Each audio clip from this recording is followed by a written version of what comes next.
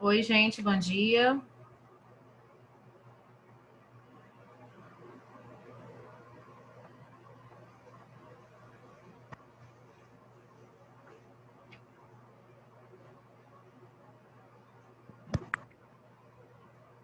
Olá, bom dia. Bom dia. Bom dia, professor.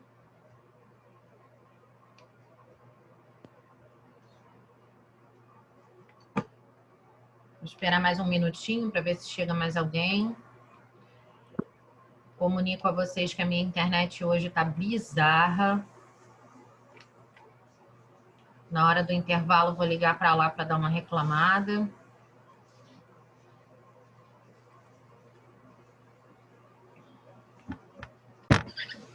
E aí, novidades? Como é que tá a vida?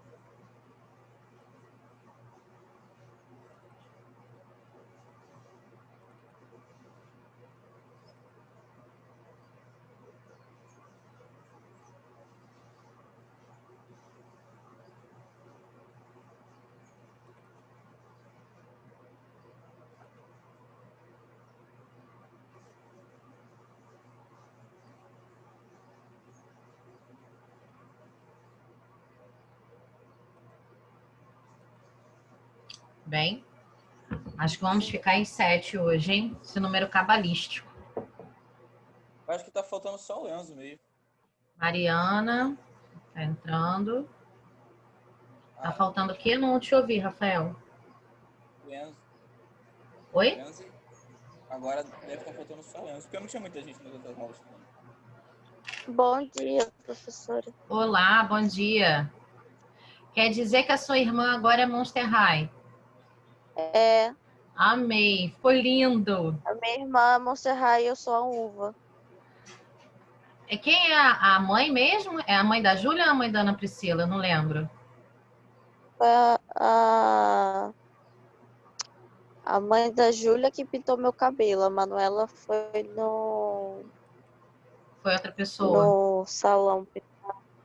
Ah, tá. Tá entrando o Eduardo.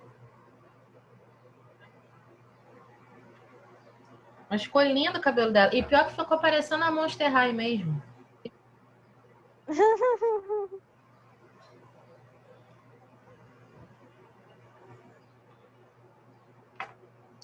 Então vamos lá. Vamos falar da Síndrome do Impostor. O texto é bacana. Não é para ninguém dar gatilho, não, pelo amor de Deus, hein?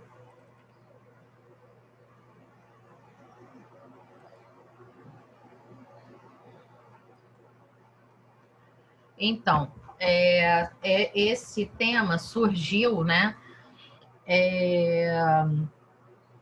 numa aula, eu acho que foi a Ana Priscila que deu essa sugestão? Foi a Júlia. Foi a Júlia?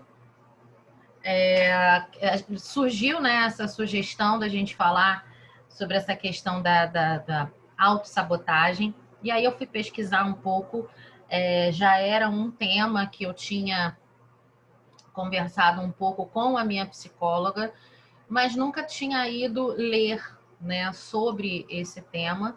E é um tema interessante porque até assim, quando a gente fala buscando outros elementos que a gente já tratou em empreendedorismo, como o Kaizen, como o pensamento Lean, né? O Lean Thinking, a administração do tempo, a resiliência. Então, ter noção desse processo que acontece de autossabotagem é também um tema interessante para a gente falar sobre a questão do desempenho, né? Porque algumas vezes a gente tem vontade de fazer as coisas, a gente tem boas ideias e não consegue executar, e o que que falta. Então, é interessante também, esse texto é bem legal para a gente pensar um pouco nessa questão, né?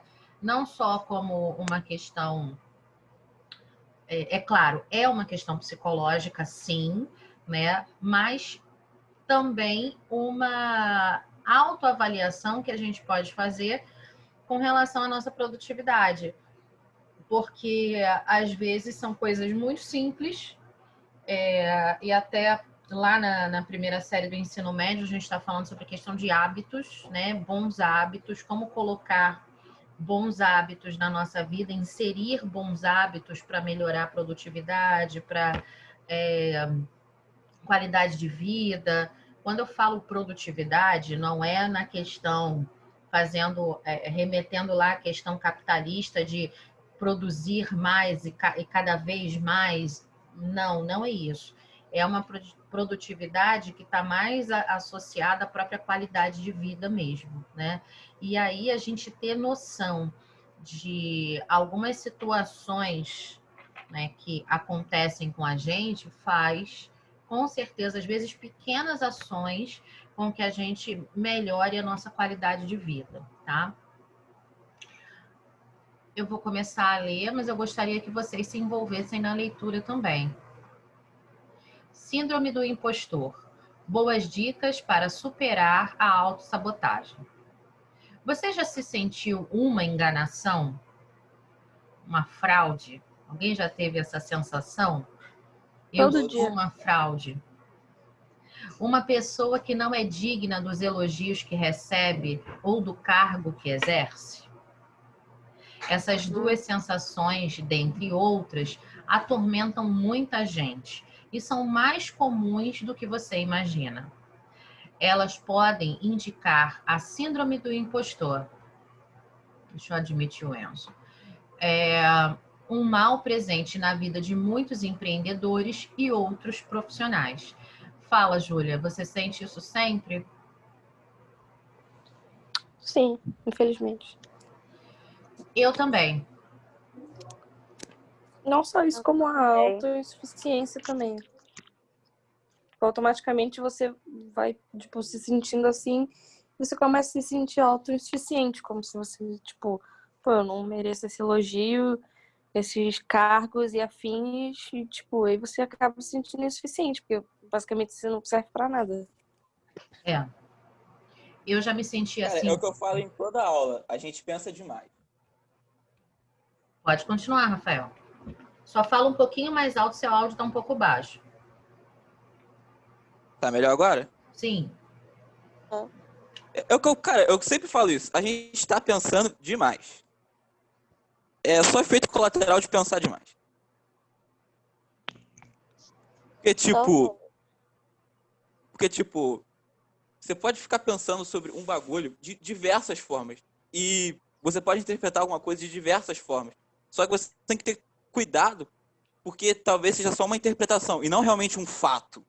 Não é algo que é o que é. É só uma interpretação sua. É só uma mentira que a sua mente contou pra você.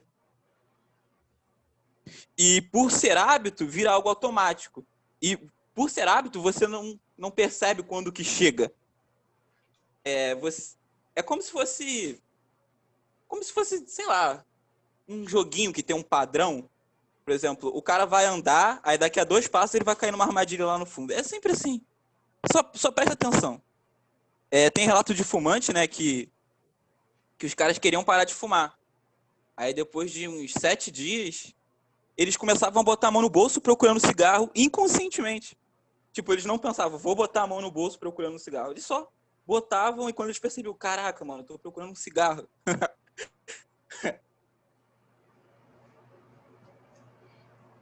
É por aí mesmo, Rafael. Só que é por aí, o pensamento é esse, só que existem dois pontos de vista. O ponto de vista de quem está de fora, vendo tudo acontecer, e o ponto de vista de quem está no centro, olhando em volta e não encontra uma saída. Esse eu acho que é o grande problema de todo mundo.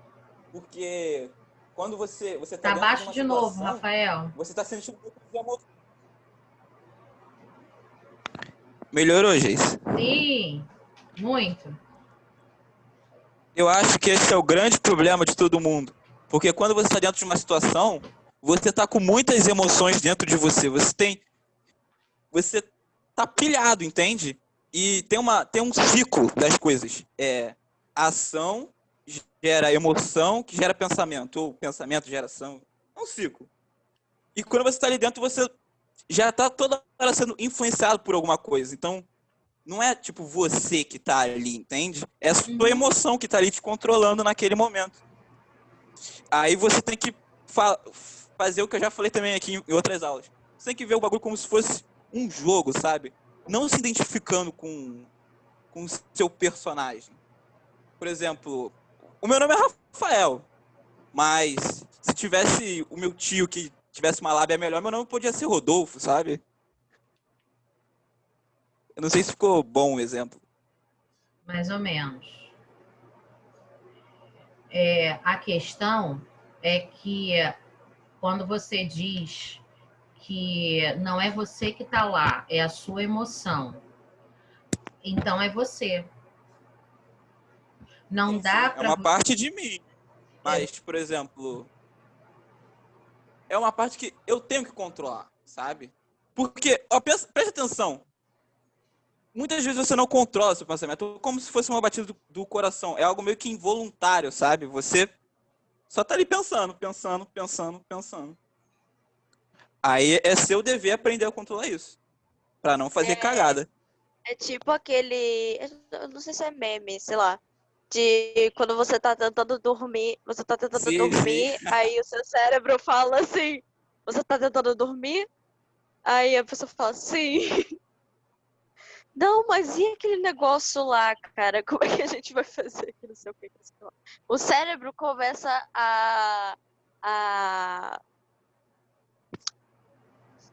Eu não sei explicar isso. Sim, é porque O cérebro faz nosso isso cérebro, sozinho, sabe? Não é a gente. sim, é muito involuntário. Porque o que acontece? Nosso cérebro foi desenvolvido para resolver problema. Só que aí, ele não sabe o que é problema e o que não é problema. Ele vê tudo como problema. Aham.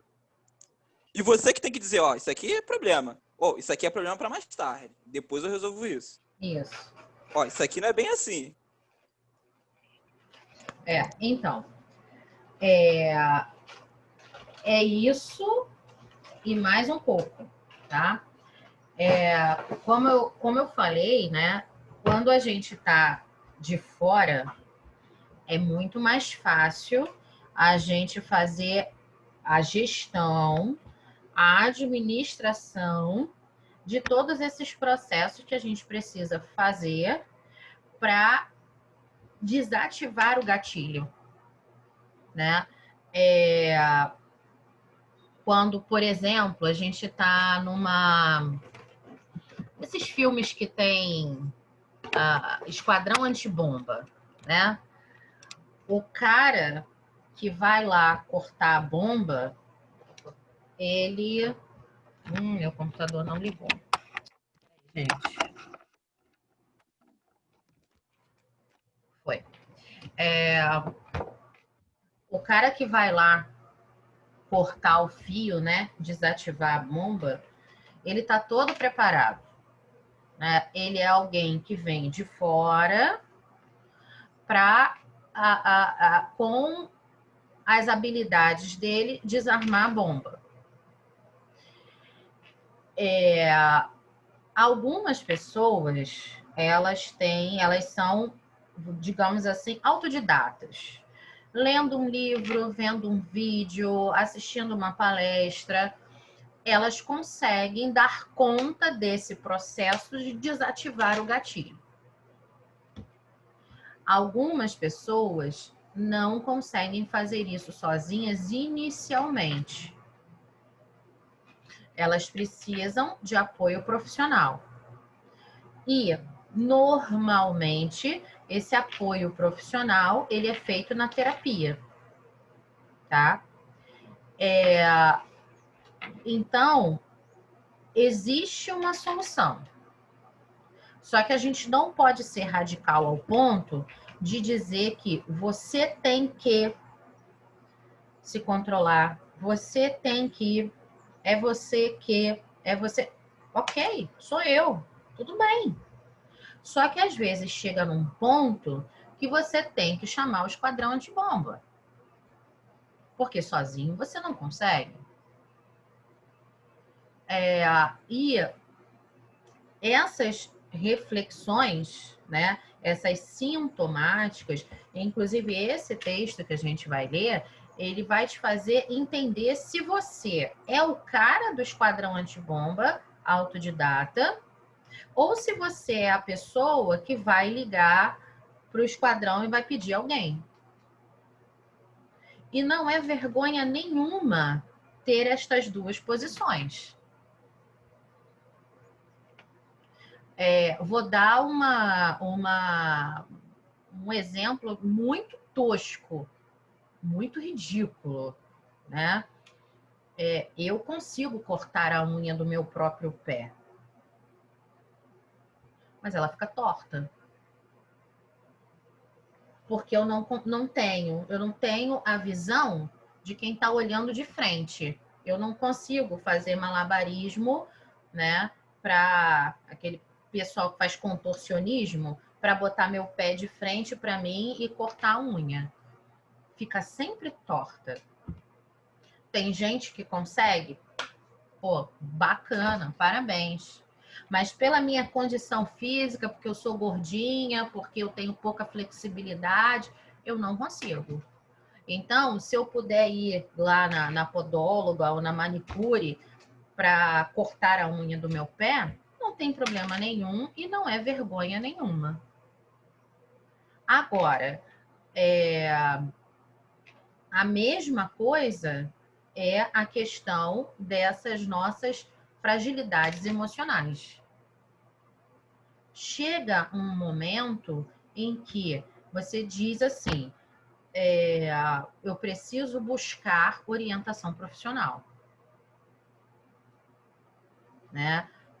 E essa pressão que a sociedade exerce em cima da gente, e aí eu me coloco também nessa posição do você consegue, você consegue, você consegue, você consegue, e na maioria das vezes é o você consegue sozinho, é a parte mais complicada, Rafael. Eu entendo tudo que você colocou e eu acho que você está certo. Porém, falta uma outra visão. Deu para entender? Se tiver alguém para te guiar, é muito mais fácil, né? Oi, tá baixo, Rafael. Eu também concordo com você. Escutou o que eu falei? Se tiver alguém... Se tiver alguém para te guiar, alguém para te ajudar, é muito mais fácil, né? Concordo. E você... Se tiver alguém do seu lado para te ajudar. Oi, falhou?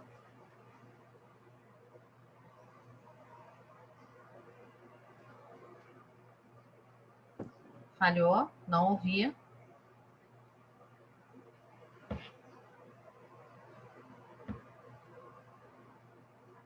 Oi? Casey? Oi?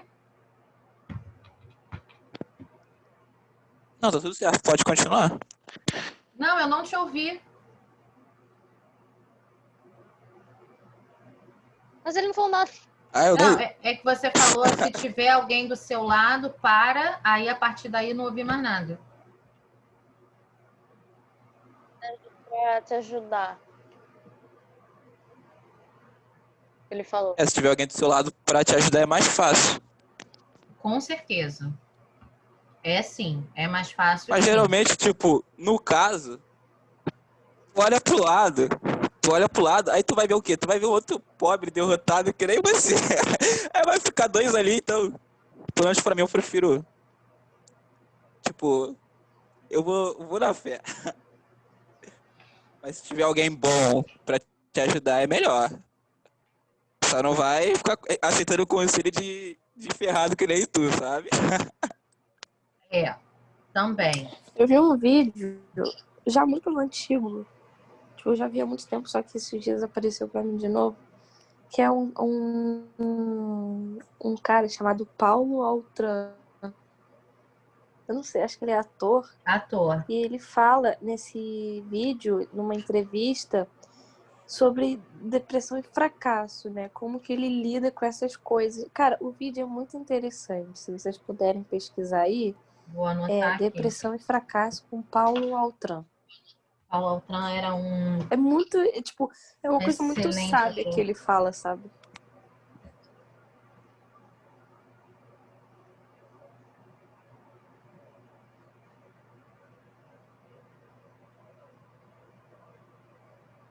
Mas uma coisa que eu penso, assim, isso que o Rafael falou, né? Tu não vai ficar pedindo conselho para alguém que é mais ferrado do que você. Às vezes, assim, tem muita gente que vive de aparência, né? E às vezes você fala com algumas pessoas sobre determinados assuntos porque elas aparentemente dominam aquele assunto e podem te ajudar. Aí, quando a pessoa começa a te dar um feedback, começa a falar, existem algumas situações que você pega assim, aí é justamente o que vem na cabeça. Caraca, esse cara aí é mais ferrado do que eu. Né? Quando você começa a, a perceber o que a pessoa está falando, você percebe, assim, percebeu, me embolei no meu pensamento. Mas, enfim, quando você começa a escutar o que a pessoa está falando, você começa a perceber que ela, às vezes, está muito mais desconectada da realidade que você, né? Isso é bom, justamente para que você consiga avaliar quem é que vale a pena ou não, né? Em quem vale a pena ou não buscar referências.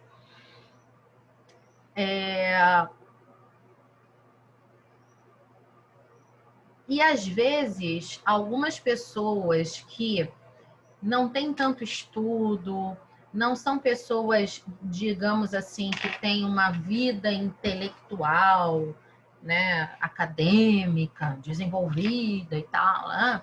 Mas são pessoas que têm tanta experiência de vida no lidar com o outro que você consegue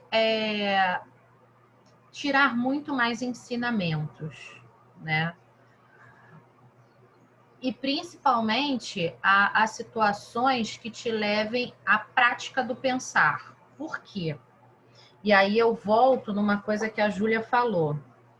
Você não presta para nada. Isso é uma crença limitante. Quem foi que em algum momento disse para mim, você não presta para nada? Eu sei quem foi essa pessoa. E essa pessoa que me disse isso foi alguém, ou essas pessoas, porque eu tenho mais de uma pessoa na cabeça que me falou isso, você não presta para nada, elas prestavam muito menos que eu.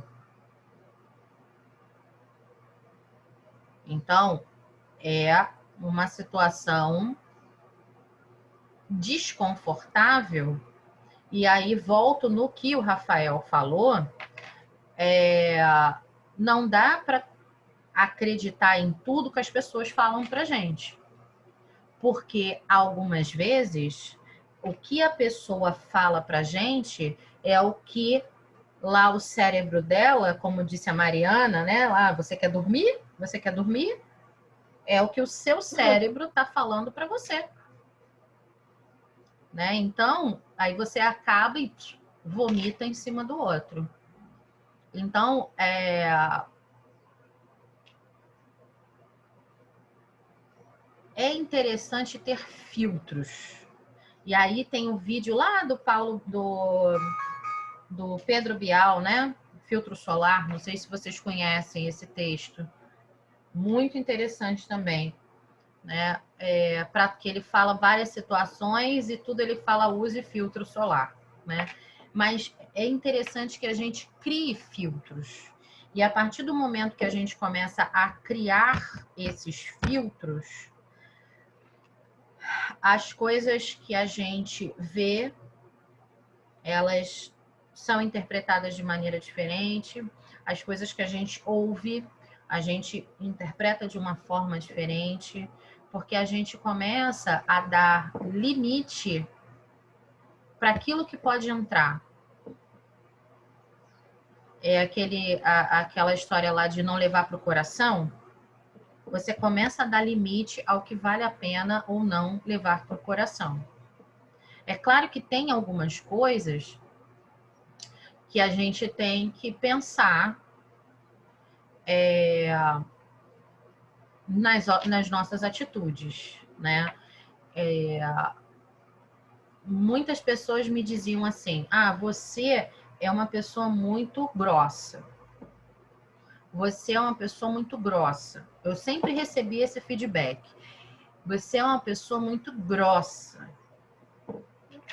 Muitas coisas eu comecei a pensar, por que eu sou muito grossa? É o meu jeito de ser? É o meu jeito de falar? É o meu jeito de... Eu sou mandona demais? Eu gosto de dar ordem? O que é? Quando eu comecei a fazer essa reflexão, eu posso dizer que eu acredito numa autoavaliação que eu já melhorei muito. Já melhorei muito. Só que ter uma postura firme em algumas coisas faz parte da minha identidade. Então, em algumas situações onde eu tenho uma postura firme, é que as pessoas interpretam como grosseria. E não é grosseria, é manter uma postura firme diante de algumas situações. Então, a gente começa a avaliar o que a gente ouve e realmente são situações que a gente pode melhorar e o que a gente ouve e deixa entrar no ouvido e sair no outro, para não começar a se auto-sabotar. Ok? Tudo bem? Tá todo mundo aí? A gente vai continuar esse papo na próxima semana.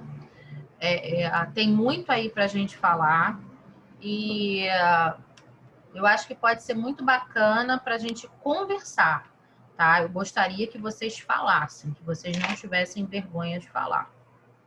Beleza? Cara, o engraçado é que a gente tava falando com a Juliana sobre Setembro Amarelo, que é sobre suicídio, né? Que cai também nesse assunto. Aí agora a gente falou com o Bruno sobre Fair Play, que também pode cair também nesse assunto. E agora uma coisa está juntando com a outra, sabe? Mas a gente, quando você falou assim, o negócio é que a gente está pensando demais. A gente está nesse momento, sim, né? Onde a gente está fadado a pensar demais. Mas é necessário. É necessário, porque a mudança, né? Como é que a gente muda o mundo? A gente muda o mundo começando pelo mundo que está dentro da gente. Né? Porque o primeiro preconceito que você bate de frente são com os seus. Então, eu sou uma pessoa extremamente preconceituosa para algumas coisas, mas eu sou Eu sou de uma geração anos 80, em que eu fui criada com certas visões. E que isso não se dilui de uma hora para outra. Né? É todo um processo. Agora, não é porque eu tenho determinados preconceitos sobre algumas situações que eu vou sair por aí cometendo racismo e discriminação, porque aí são questões separadas. O preconceito pode morar em mim, mas eu não preciso alimentá-lo. Vamos lá, gente. Já passei da aula, vocês têm que ir lá tomar um café e eu também. Até sexta-feira com ensino religioso. Já fiz a chamada, tá? Já vi aqui pela lista de presença. Tchauzinho. Beleza, até mais. Tchau. Tchau. Beijo. Tchau. Beijos.